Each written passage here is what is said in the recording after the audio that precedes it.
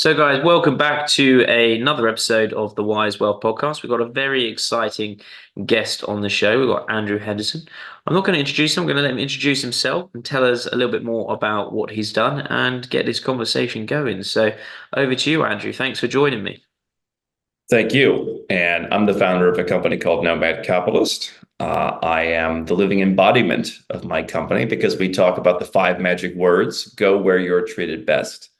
Those are words that my father put in my mind when I was 12 years old, when he told me I didn't have to live in the country where I was born, that I could go wherever I wanted, and that maybe there would be a better place to go in the future. And I have done that. I am now building, after 11 years in business, we are building and continuing to build the largest research library of global tax rates, global bank account options, global investment options, passports, and we help successful clients protect themselves with, international asset protection, dual citizenship, and even moving overseas to reduce their taxes. Amazing. So, whereabouts are you based at this moment? Well, I put the nomad in nomad. I think that for a lot of people, the nomad is empires rise and fall. And you want to be prepared to move when the empire falls. So the US, where I was born, will be 250 years old in just a couple of years from now. And that's generally the life for an empire.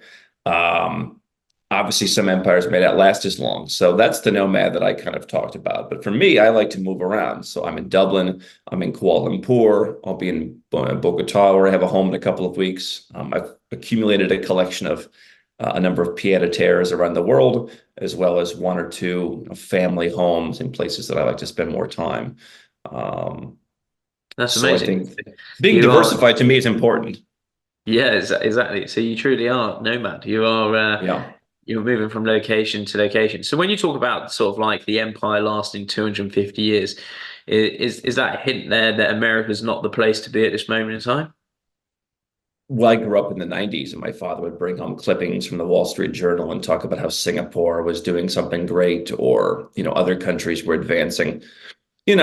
I think people misunderstand this. I think the United States is overrated. That means it gets a lot of praise and it doesn't live up to the praise. It doesn't mean that it's on par with Afghanistan or Iraq or some other country they bombed. Kind of good to be able to take out your enemies, right? But it does mean that it's not nearly as competitive as it used to be. I just looked at the list last week. They put out the list of the 100 safest banks in the world. I Okay. mean, the U.S. banks, there's a couple on there. They extended it to 100, and now in the 50 to 100 range, there are a few U.S. banks. But like UAE is now beating it. Singapore has long been beating it for quality of experience, for stability. So I don't know. I mean, I'm not saying the U.S. is the worst place to be. I did not want to live there for any number of reasons, taxes being the icing on the cake, but just a lot of personal reasons. I don't think it's the future. And my first place many years ago was going to Asia because I wanted to see what the future looked like. And that really helped change my view. So, yeah, I will say this. If I were to give birth today, and if you give birth in most North American and Central South American countries, your child is a citizen at birth, unlike here in Europe. And if I had to choose between giving birth in the US and giving birth in Mexico, I would want my child to be born in Mexico. I think long term, in the next 20 to 50 years, Mexico will be going in the right direction economically. I think there's a lot of good elements there. I think that will lead to things being improved. And I think the US will go in the wrong direction and be a little bit less relevant. And I think we see it being 1% to 3% less relevant every year in a number of different factors. So yeah, I think if you want to be in the future, and more importantly, if you want to keep your money and not pay high taxes, if you want to keep your personal freedom, yeah, in that case, the US is not the place to be. That is really interesting to hear. You don't hear that very often. So I suppose from your perspective, with all the traveling you do and your background that you have, can I ask where you are a tax resident? I don't talk about that so much. I You like Ireland a lot. I think Ireland could be a very interesting tax residence. Ireland. Yeah, I think Ireland's a good place. If you're not Irish, I think Ireland could be a very good place, and that's something that I, look very strongly at from the tax perspective. I don't necessarily live in one place, and so there are tax residences, some that we've worked very hard in our knowledge base to create that probably most people don't know about, where you spend very, very little time in the country, and you can Yeah. legally pay, zero or very little tax or some small lump sum tax. I'm a tax resident in Isle of Man. Yeah, well, okay, Isle of Man's a good one. We looked at structuring some companies in Isle of Man. Ultimately, I love Isle of Man. I love what they do, and the other, Jersey, for example. Yeah. Here's my frustration with places like Isle of Man, and I was in Monaco, but 15 months ago, is the defense is when there's so much more paperwork, bureaucracy, all the nonsense, and you're like, well, that doesn't work in, that's not how it works in Labuan in Malaysia or in the UAE or whatever. Like, well, that's just how we do it. When Mm. you're reduced to, well, that's just how we do it, that's problematic. It means like you don't have an answer. Like, give me a sales pitch for why I should come here. And so to your point on, you don't hear many people talking about, oh, the US may not be the place to be. You hear a lot of it, just not in the Western world. I mean, I talk to a lot of people, and this idea that Americans have, everyone wants to come, everyone, every single person on earth wants to go to the United States. You know how many people I meet over the last 15 years who are young, who just have no interest? I mean, I can tell you, obviously, all of our Mexican clients for the last close to 10 years have switched to wanting to go somewhere else. I think things change. Yeah, I think it's an interesting time, and I think I made that move to Isle of Man because the tax was over a 5-10 year period, the amount of savings that you have in Yeah. comparison to the UK was absolutely huge. So I suppose for those listening, they're probably wondering what it is that you actually do on a day-to-day basis for your clients. Can you give us a breakdown of how you help a client? Well, I think part of it is I live this, and there's times people have come and said, "Do you want to sell the business?" And but I say to myself, I'd be doing this stuff myself anyway, every day for free. So I might as well get paid to do it. So, I mean, I spend a lot of my time researching everything from Japanese stocks, which have come back and they're finally back at their 34-year ago highs almost, Yeah. and figuring out, what Warren Buffett sees in that and what are the estate tax plans if you buy Japanese stocks and all that kind of stuff. I geek out on, all these opportunities. And so I think my free time is researching new stuff that goes into the research chambers, 6 months from now. But we've got a team, about 65 people around the world. A lot of those people basically either research new opportunities. We've got a team that's, in every country, not every region around the world. Um, and we just find off the wall opportunities. And I do play it a little bit close to the vest with some of them, because some of them, I mean, we literally have to fly somebody to Guatemala and knock on a guy's door to figure out something that it's not in Google. You can't figure out how it really works to get citizenship in some country. And there's a lot of people who would just love to take that spent us years to take and just, go and sell it. And I don't want that to be the case. But we're helping our clients put together holistic plans, so it's multi-jurisdictional. So for me, I came from the US. The US is essentially the one country that has this kind of total blanket, you must pay tax and follow our rules, even when you live overseas. I didn't spend a day in the US for years, still had to file a tax return, still had to report my foreign bank accounts. And so that showed me no one else I worked with understood American tax. And I did things that worked for my US tax that no one else understood. So I said, we're gonna create our service to where we understand every side of the equation. If you're an American and you want to live in Malaysia, but your banking is in Singapore and your company's in Hong Kong, and the company's banking is in, somewhere else, and your trust is somewhere else, and your citizenship, that you're getting to potentially leave the US is somewhere else in the Caribbean, for example, how does that work? Because I see far too many people making mistakes that, like, the guy in the US who's their tax advisor for the US investments doesn't understand the expat part. And so, like, everyone's missing a piece of the puzzle. And I said, what if we created plans that took a month or so to make, where we dove into every nook and cranny of someone's situation, asked the questions that probably no one's asked, the ones I wish I would have been asked, and then said, okay, well, he said yes to that. So this, or this could be an issue. Go back and check he's not subject to this issue, or make sure that's not going to hit him over there. And we put together, hey, here's what you need to do. Here's what works in unison. And then we execute that for someone over the course of a longer period of time. So when people say, like, why don't you step back from, your business and have a little free time? I do. It just so happens that my free time involves doing stuff that I talk about in my business. Yeah, I find that fascinating. I suppose how did you arrive at this situation? So I suppose I've got a couple of questions really. How did you fall into this sort of company? As in, how did you, what was your background in order to get there? And then I suppose once you got there, it's a very unique situation to acquire customers that are trying to, ethically sort of reduce their taxes and Yeah. live more of a global lifestyle. Um, I actually think at this moment in time, that's becoming sort of like, I would say the next big trend is Yeah. global lifestyle. I mean, it was only last week that I saw it crop up that there's a sort of like a holiday place in Bali that you can go to from say a month period of time where they have these schools around the world and the Yeah. curriculum's the same. And you go there for a month, for example, there's working conditions where you can set up your laptop, Wi-Fi, crack on with work.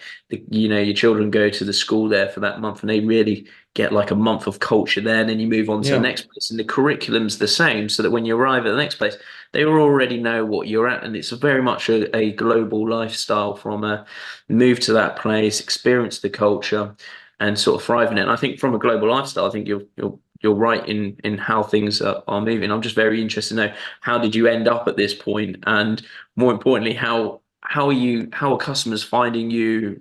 You coming out to you and saying, Yeah. "I would like your help." Well, yeah. I mean, I was in business. And at almost 40 years old, I'm starting to think that maybe it would have been good. There could have been a few things I would have learned from going to university. But I basically dropped out of university. I was just too busy staying up till 4 in the morning thinking of some business idea and didn't really get around to going. So at 19, I started a broadcasting business in the United States. And it was old school. It was you pick up the phone, you call people who have radio shows and radio commercials on other stations, and you try and get them to expand their reach. It was a cold calling. I just called people.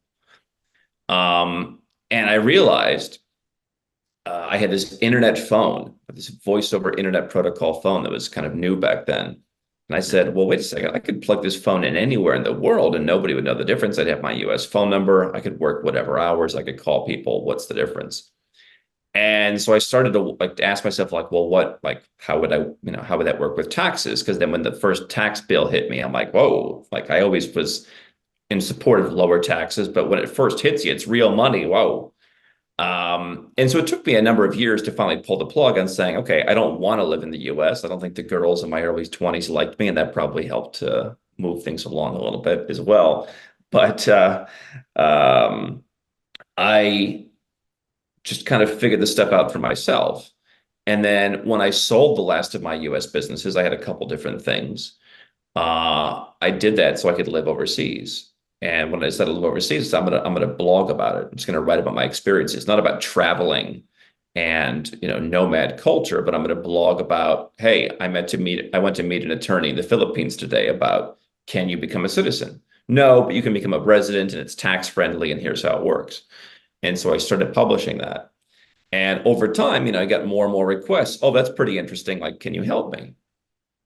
And I kind of resisted that for a while. We did events, we sold some books, like ebooks, informational kind of how do it yourself kind of things.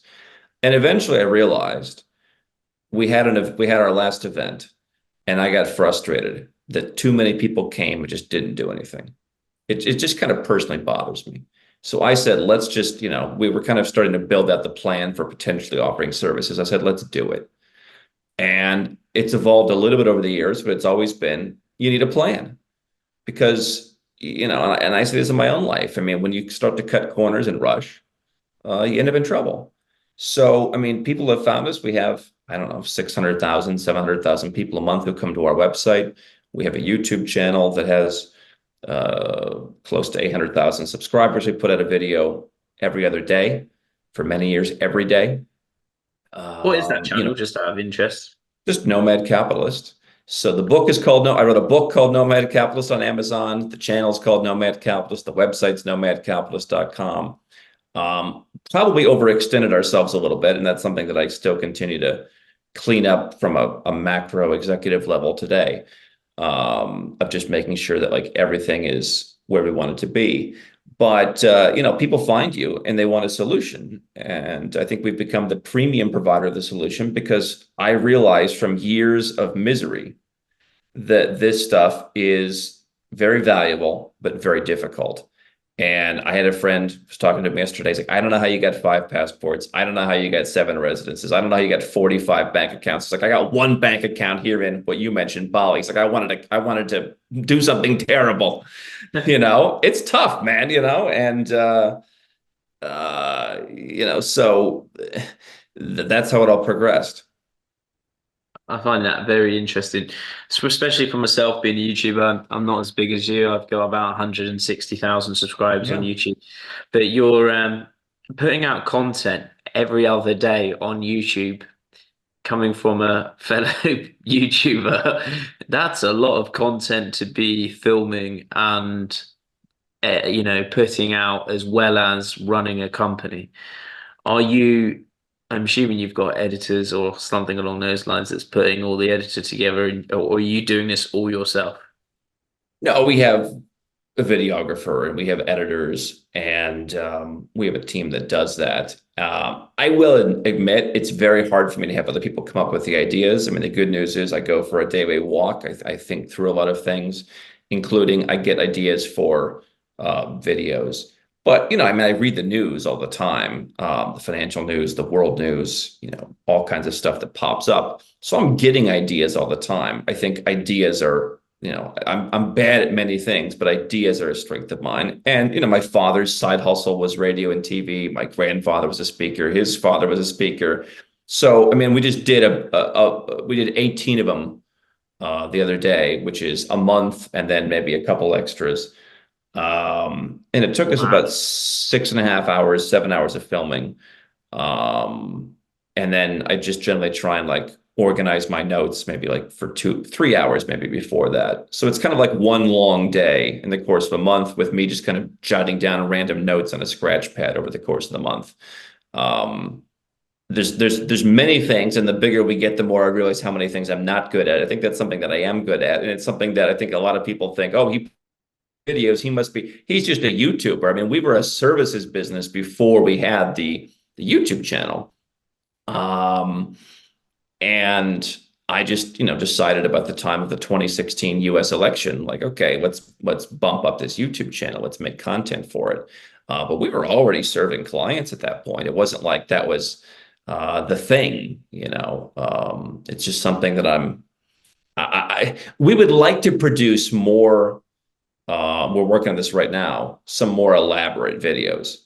And yet sometimes you try more elaborate videos and they don't work. Like we tried a couple different series and it just was like, eh. And so if I could just sit down and talk to a camera and do one take for 17 minutes, reading from 4 bullet points that I wrote down that morning, because I just know the material, if that's the best way to do it, pound for pound, we'll do it. But, we'll try and expand into some more Yeah, that's on interesting. location stuff. Yeah, yeah, yeah. I found it the opposite. So when we would do a YouTube series, we would spend to hear that you knocked out sort of 18 videos in a day. That bothers me a little bit. It hurts me. We did a series on taking individuals to make them experience trading, what the financial markets is like, the goods, the bads, the Yeah. emotional highs, the lows. And, we had like 3 cameramen, 1 month, people flying into a trade floor for the entire month, 1 month for filming. 7 months of editing all of those cameras together to produce 17 episodes. And they've always performed the best. And Mhm. it's quite interesting, just like the switch on the times of you going through and going, right, if I just did 4 bullet points, hit it out the park and you get more views. Um, yeah, it's Well, interesting. It's I, interesting. I may get more views than you do on your channel. I mean, just because, I mean, more subscribers doesn't mean more views. So I mean, certainly there's some other method. I'm saying we've tried other things and those haven't worked. Yeah, listen, maybe there's a disconnect. I don't think anyone that we're working with who has 10, 50 million, 100 million, $500 million, I don't think they're sitting around like obsessing over how long I spend doing the videos. I don't think they care. They just want to know, can you or someone that works for you solve my problem? Obviously, some of the people who can't afford our services like to nitpick and like to complain. And this guy must spend all of his time doing videos. And since you asked the question, it's a nice opportunity for me to say I don't spend all my time doing videos. Yeah. In fact, Yeah. that one day a month comes around, 10 months a year, and I'm like, I'm Yeah, well, you heard it here first. The Nomad Capitalist spends just a day a month doing his 18 videos. Very impressive. Yeah, congrats on getting the channel to that size. I suppose actually a lot of your traffic then for your business is actually driven from YouTube and crossover to come and see what your experience is as a nomad capitalist, and then they go, right, how can I work with this individual and grow my yeah. knowledge? Would you say that's fair? One of the things I think I'm not good at is I know enough to make sure people do it, but I'm not good enough at, I can understand the data, but I don't know all the things that they track in terms of, which person goes where and then goes here and then goes there. And consequently, in earlier years, it wasn't something that we were very good at. I think I'm good at generating a lot of traffic, a lot of interest.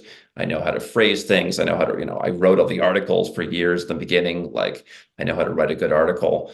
I know how to make a video that's interesting, but like bringing them in, but then someone else has to do the data, and that's been the interesting lesson for me is how do I bring in the right people, but satisfy my impatience that whenever we one time they kind of overcompensated because I got upset with them for kind of there was one time I had to film myself a couple of years ago and it was a struggle for a few particular reasons and I said guys never again. So next time they sent 6 different videographers, like a team of 6, and I'm like guys this is too much. I just want one person. Like I don't like this over, like this is why I hate the corporate world or what I imagine the corporate world to be. It's like teams of 16 doing the job that like I hire one person and they just do it because they don't have to have all these meetings.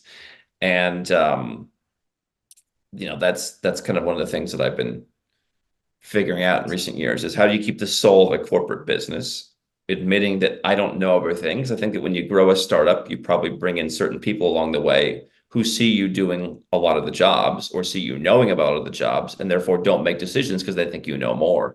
How do you transition away from that? And part of it's just I don't know where I don't know where they all come from at this point anymore. But I'm sure that people see us all over. I'm sure it's like in the radio business, radio people in the US complain that, everyone says they saw it on television when radio is the enforcing medium. Like you have quantity on radio because it's cheap, but then you do the big production on TV, and then people, of course, say they see it on TV when probably they heard it 87 times on the radio.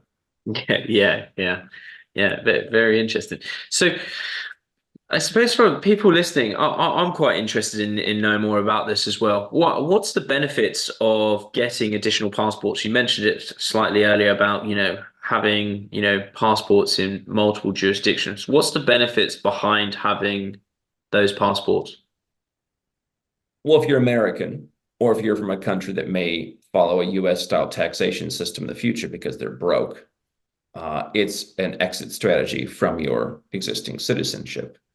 Um, and so, I mean, Australia has kind of started to make it more difficult. But if you're an Australian citizen and you live there your entire life and you want to leave, there's a lot of hoops you have to jump through. And I think that's only going to get nastier with some of these Western countries. They don't like the idea. I mean, in Canada now, they're talking, yes, some fringe politicians, but the fringe seems to become more center every 20 years, even every 10 years. And so they're talking about like, why should you be a citizen and not pay us? Well, I thought citizenship was like being part of the tribe. I thought it was, a right. I think it got you stuff. It got you access. And now it's like, no, no, no, no. It's just a responsibility. If you're a Canadian, there's people in Canada, there's politicians who are like, if you want to go and live in Dubai or any of the other 31 tax-friendly countries we've helped people move to, well, that's great, but you can pay us because how dare you leave the country? Like we made you. And so having a second passport is a way for you to say, yeah, no, like, I was born in the United States. The vast majority of my wealth at this time has come from me living outside of the United States. And somehow, I mean, there's people, and I don't say this, but, obviously it's very sad, but there's people from my high school, grew up in the exact same relatively affluent town as I did. Um, they they're no longer with us. They drug overdoses, all kinds of problems. Like we have the same opportunities. Like why did I do one thing and they did another thing? And obviously many people do things bigger than what I've done. Like why is it because the US is so great? It's because my father would sit around the dining room table and talk to us about business and push us and motivate us and teach us about how things work. My father could have been from anywhere and done that. So why am I beholden to the US? So that's the big reason. I think we saw during COVID, a lot of Westerners saw that, if your country's restrictive, you want a place to go, but they may not be letting tourists in. I have a home in Colombia that got me permanent residence. Permanent residents they were exempt from all the qualifications. You could go to Colombia, and by 2021, things had kind of calmed down. So, I mean, things can change on a dime, whether it's a pandemic, whether it's who knows what happens. I think you want multiple places to live. And I would argue on the positive side, having access to invest potentially in more markets. I have a friend who recently got citizenship in an Asian country. Now we can buy land. Now we can like really, do business on the level of the locals. You're not going to get a Caribbean citizenship by investment where you give them $100,000 and in 6 months you get your passport in order to invest there. That's not what that's about.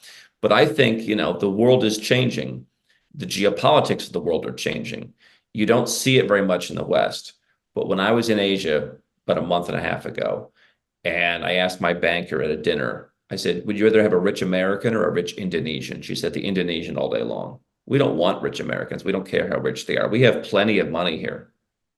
We want the guy who we understand, who doesn't come with a regulatory burden. And I think that that's the reality that most Westerners don't see. So having more passports, having more residence permits gives you more options not only to invest, but to bank, to diversify your money, gives you certain protections. I think there's going to be some nasty stuff coming because you're going to see some of these Western empires start to crumble little by little by little, not all at once, probably. Do you think you'll see that in our lifetime? I mean, again, we're seeing it. I'm not saying the US people are going to be living in tenements, although let's be honest, in There are some some. places they Yeah. are. I Yeah. mean, let's be honest, right? Like you can go to my house in Malaysia and the neighborhood is first class. My dad said better than most cities in the US. Now, and by the way, the roads throughout the entire country are great. I mean, things are great. There are some places people live in a village and it's not as developed.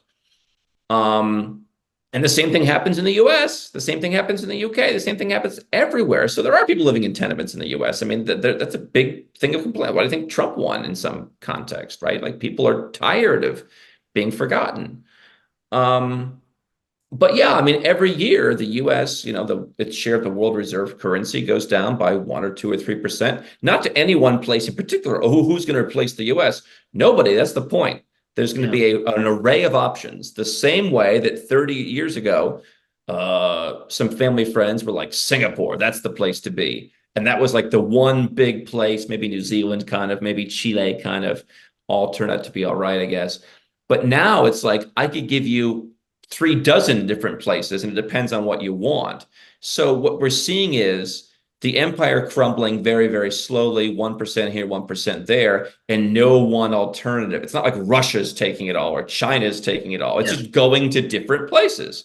So yeah, I think it's going to happen more and more in our lifetime. I mean, why is the US gone from sanctioning 8% of the world at the turn of the century to 29% now? There's 4 times as many bad guys now than 24 years ago. Give me a break. Yeah. it's kind of a desperate clutch at power. Like, hey, these people are taking our opportunities away. Like, let's sanction them. We can still do that. For how much longer? Yeah. Yeah, very interesting. Very interesting. So I suppose from your experience, could you give us maybe sort of like maybe your top five places to live in this sort of, new nomad world that we're moving to, I suppose, of, why would you choose, let's say top five places that you would live globally and why in each of those jurisdictions? I think that would be quite interesting to know from your experience of your company, your background, and obviously you living it. Well, where I would live is not necessarily where I would bank. So, Okay. Malaysia's long time been a favorite of mine. I love it. By the way, I loved it before I realized it's actually a very tax-friendly place. I think there's something maybe even in the culture of some of these places where people just want to leave you alone. And that translates in some regards to some of the policies. So you have more personal freedom in terms of just being left alone. The taxes there for foreigners are pretty good. And so I've enjoyed living there. And so I've been there for many, many years. It's a part of my equation. And that's one place that I like. I do keep some money there. I think the banks are safe enough. But if you're next door to Singapore, that would be my asset haven. So I would live in Malaysia. If I wanted to live one place full time, at least 6 months a year, I could be a tax resident in Malaysia. That'd be pretty favorable. Wouldn't really get you into much trouble. Unless maybe you have some dividend stocks or maybe there's some things to think about there.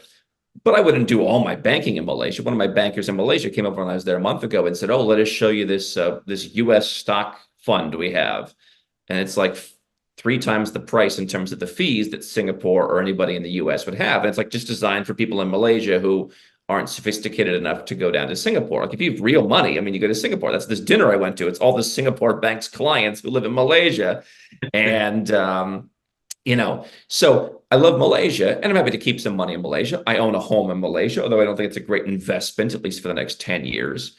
And I think the best investment in Asia is probably Cambodia, Bangladesh, and Nepal are coming up. If you want to like really make huge returns, Indonesian stock market has treated me okay. So it's like I want to be diversified. If I spoke better Spanish, I think Colombia would be a great place. Not as tax friendly if you're spending there full time. Obviously, a lot of people go there because they have beautiful people, but they're very nice and they're very conversational. Um, I kind of fell in love with Georgia and Eastern Europe. Eastern Europe is a bit more blunt and a bit more brusque. I think they have some of the most soul in that region, and I like that. Although it's become much more expensive recently with the war everyone going.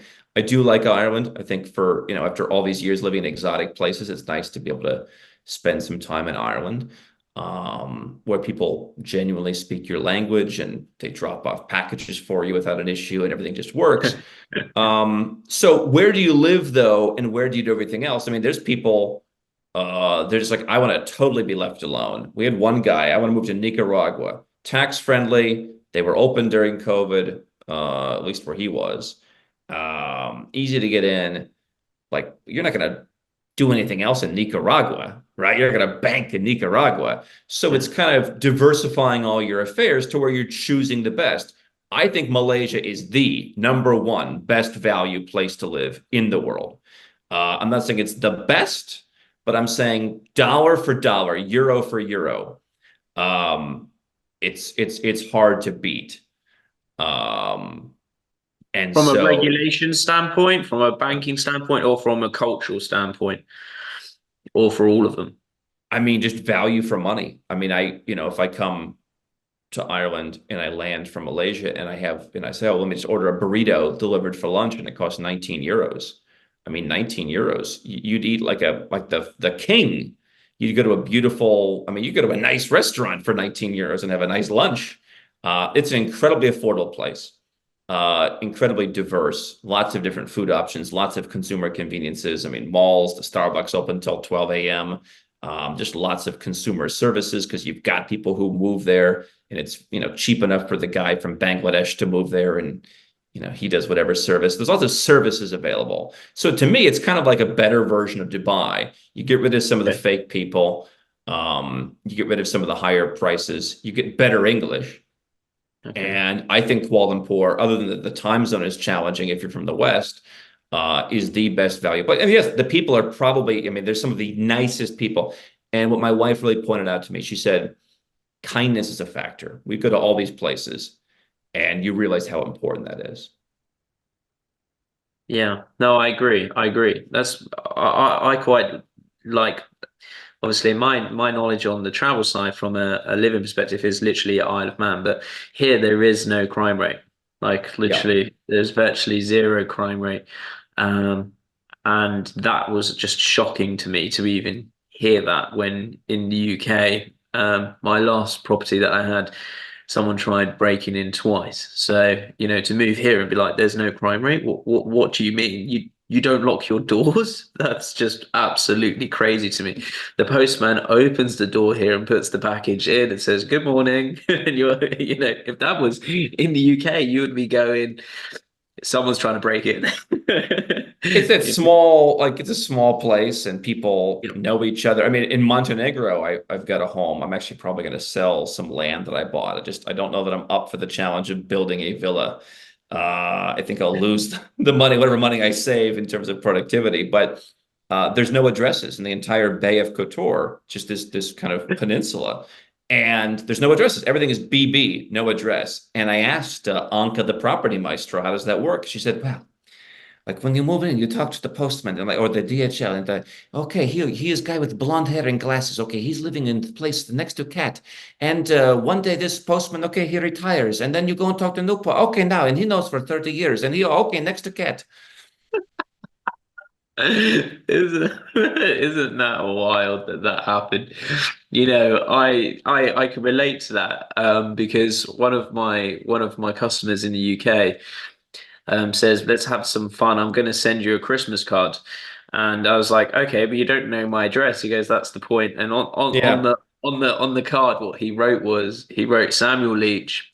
He put the sunny side of Isle of Man. That's what he put, and he posted it, and it came to my house, and I was like, yeah. "This is crazy that that actually got it." Um, so now everybody knows how to get post to me. That's pretty So, funny. but this is to your point. Like, I mean, there's something for everybody. I like the charm of that. There's a part of me that says, get the Greek villa on some tiny island with no airport, or move to St. Lucia where I'm a citizen or something. Or at one point, I thought for a day or two, maybe I'll move to Jersey, not so far from where you are. For Yeah. me, I like a bit more consumer conveniences. I mean, the reason I like spending some time in Ireland is anyone potentially could be a friend, and you've got people who are in that higher wealth mindset. So I became pretty successful, I think, hanging around people. And in Malaysia, there's very many wealthy people, but the wealthier they are, the more likely they are to speak Malay or generally Chinese to each other. Like they don't generally speak English they'll speak English to you, but the deals are being done in their language. Um, and so I know some people there, but it's just harder to like fit in with people where you don't always understand what they're saying. In Ireland, I always understand what they're saying, and you've got obviously very successful business people who are more of like mind, so that it's a way to potentially source more business contacts. I don't think you have to necessarily be around business people all the time, but I think that that's the challenge of who's Isle of Man for, or some of the tax friendly places in Switzerland, like some of the really small cantons, even Lucerne. I mean, that's what are you doing there all day? That's a question. Like different people have different priorities, is my point. Like, what's the best place to live? Lucerne, Switzerland is beautiful and it's tax friendly, but I would be bored to tears eventually. But someone else might, that's exactly what they're looking for. So the idea of what I think is best is kind of irrelevant because it's based on me and my need for constant adrenaline and everything else. Yeah, I'm surprised you didn't bring up Middle East at all from a tax perspective or from a lifestyle perspective, because that's all you sort of see at the moment in time is so many people talking about, moving to the UAE. Well, that's why I don't talk about it. I mean, number one, why do you need another guy talking about it? Number two, I'm against the crowd, and that's probably why. Well, I go against the grain. I mean, that's partially why I'm in Kuala Lumpur and not Bangkok. I went to Bangkok and I just like I didn't feel it. I spent a month there. It's like, get me out of here. Doesn't mean I'm against other people moving to Bangkok. I'm not. I don't hate Bangkok. One of my best friends lives in Bangkok. I went there for his wedding, and it was okay. This is kind of nice for a couple of days. But I prefer the vibes in Kuala Lumpur. We're all different. Personally, I think that the Middle East has become somewhat overrated. I think like investment in places like Bahrain is interesting. I think Saudi Arabia has an interesting permanent residence program that could be valuable. One thing people don't realize is some of those countries do actually have corporate tax in some cases. And so if you're living there and it's your business, there may be what's called permanent establishment or controlled foreign corporation rules that suck you in and your company into some kind of tax. The UAE just imposed this 9% tax. It was supposed to be exempt in the free zones, Yeah. where it's kind of a hybrid model, onshore, offshore. And then they kind of took a whack to that. Unless you're running a shipping company, basically, your UAE company is going to pay 9%. And so I've nothing wrong with paying 9%. If you love the lifestyle in Dubai, it's worth it. But people move there to pay zero in many cases. So don't get suckered into the bait and switch where you went to pay zero. You weren't in love with the place. You felt, okay, I can go there and there's some girls walking around in, half dressed, and I'll pay zero with the girls who are half dressed, and that's worth it. And now it's like you're going to defend the 9%. 9% is not bad if you like it and you're getting your money's worth. Now, I would argue you can move to a place like an Ireland, and you can get citizenship, a great quality citizenship. Malta and Cyprus, you can get citizenship slower. Italy has a program, lump sum program. Like you're not getting citizenship in the UAE. So, holistically, you're not getting your full money's worth. I mean, they don't need your 9% for the roads and bridges. The roads and bridges are already fine in the UAE. So Yeah. I'm not anti-UAE. I don't know that I feel that I entirely fit in there. I'm not a bro. I'm not, there's many different kinds of people going there now. For me, I kind of look at it more as the kind of like the over the top and the obnoxious kind of thing. And we help clients move there, and they're not bros. They're not obnoxious. I do know a lot of methodical thinking people who are there, and they're like, I kind of don't like it that much. And so I'm a big believer for investment. It's become overrated. It's become the known commodity that if I told you you could live in Kuala Lumpur and have a more down-to-earth life with, I would argue, is better weather, better scenery, nicer people, better English, just as many consumer conveniences, more laid-back government, and you'd pay the same tax. But people don't know that brand. What is the tax there, just out of interest? Well, it's a territorial tax system. So the money that you make in Malaysia is taxed, although I believe interest as well as capital gains and dividends are not taxed. So if I buy a real estate investment trust in Malaysia, just for fun, I bought the real estate investment trust that owns the hotel that our annual event is at. It's called Nomad Capitalist Live. We do it at the Majestic Hotel. It's a beautiful classic hotel. By the way, like under 100 euros a night for a classic heritage hotel, 5 stars, amazing service, awesome bar with a guy in a dinner jacket, under 100 quid. I'm gonna have to go And visit. so I bought shares in that just for fun. I bought some shares in that REIT. It's a 6.5% yield. There's no tax on that. But basically, if you have a salary or if you run a Malaysian business, you pay tax. If your business is overseas, you don't pay tax on that. Maybe some people, there should be a tax on your salary. Maybe you should pay yourself some salary and then the rest of it's tax-free. But you could pay less tax now living in Malaysia, structuring it the way I would do it, where you're not looking for a one-stop shop, but you're saying, okay, company goes here, this goes there. You could pay less in Malaysia. You could pay less in Ireland, if you're not from Ireland. You could pay less in Malta, depending on how much you make. You could pay less in Italy. I don't see, I mean, again, the world is competitive. And everyone likes this idea of, from a marketing perspective, oh, here's the hot place to go. Yeah. We have helped people move to 31 different tax-friendly countries, including places like Ireland and Italy that you probably didn't think were very tax-friendly. But in certain circumstances or for certain people, they are very tax-friendly.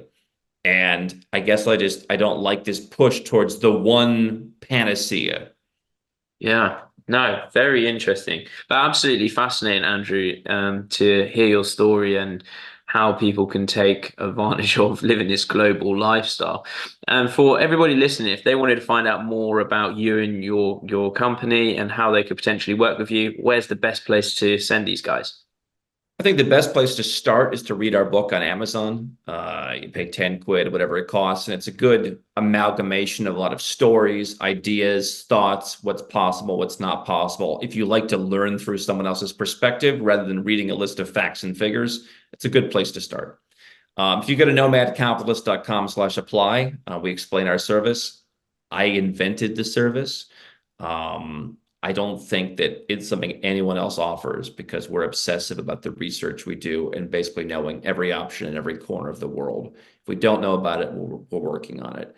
And so if you want to, we help people who want to lower their taxes. We help people who want to get second citizenship or multiple citizenships.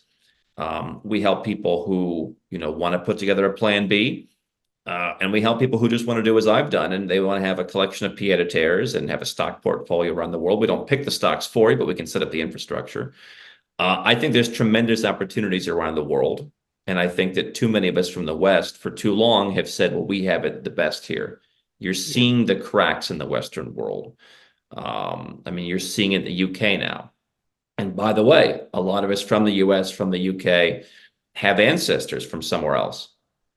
And if nothing else, we can help people get their citizenship by descent to where if you're British and you want back into the EU, maybe you have Irish ancestry. Maybe you have someone from somewhere else.